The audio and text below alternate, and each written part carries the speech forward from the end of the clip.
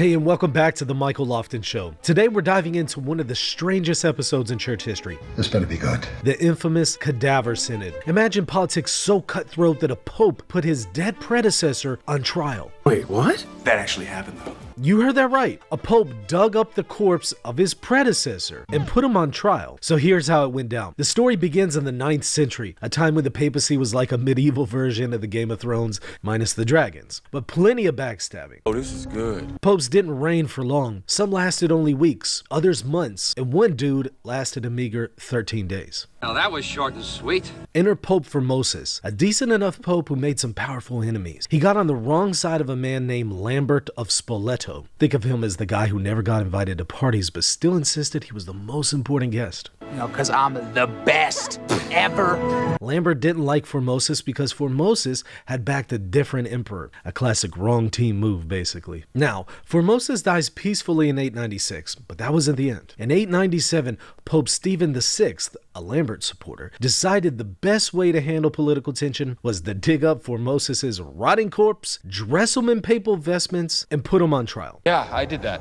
Because nothing says justice like interrogating a dead dude who can't talk. That's true. So the trial was held in the Lateran Basilica. Now picture this, Pope Stephen on his throne, judges glaring down, and poor Formosus's decomposing body propped up like a terrifying puppet. It's like Nosferatu meets Law and Order or something. That's an interesting analogy.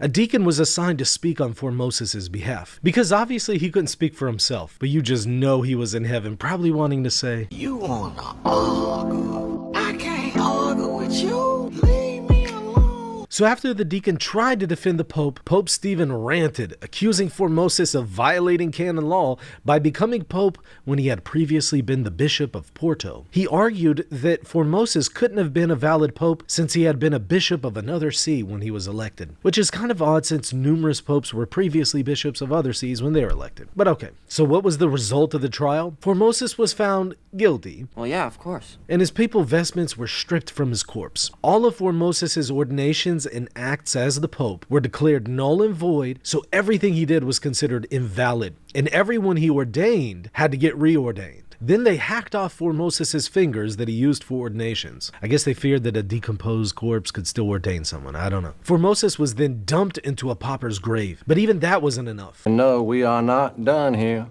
Later, some overachiever dug him up again and tossed him in the Tiber River like a Pachamama statue or something. Now, the story doesn't end there. The whole stunt backfired spectacularly. People weren't exactly thrilled about their Pope's weekend at Bernie's moment, so riots broke out and Pope Stephen was imprisoned. In the aftermath, Formosus's body was eventually recovered from the river, miraculously intact, and reburied with full honors. But wait. There's more. A year after Stephen's death, Pope John IX held his own council where he declared Formosus's ordinations valid. So he reverse uno'd Stephen's judgment. Bet you didn't expect that, Miss Smarty Pants, huh? But then the next pope, Pope Sergius III, pulled a reverse uno on the reverse uno and reinstated Stephen's judgment against Formosus and his ordinations. I think I'm following you.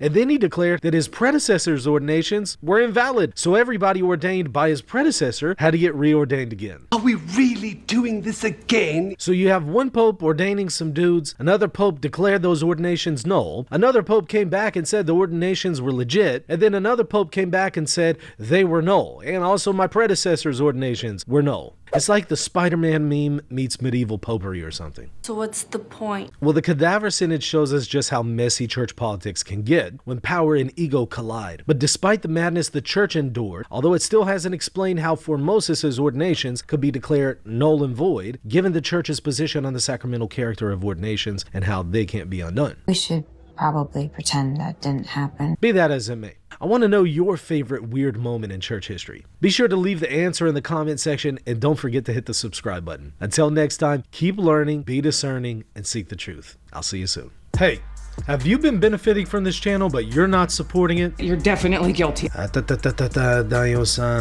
over to patreon.com/Reason and Theology and support this channel if you've been benefiting from the content. Did I say get it done now? I mean right now. And if you can't support the show financially, you should at least be subscribed, right? Am I right or am I right? Yeah, I think he's right. I'm right. So go and hit the subscribe button right now.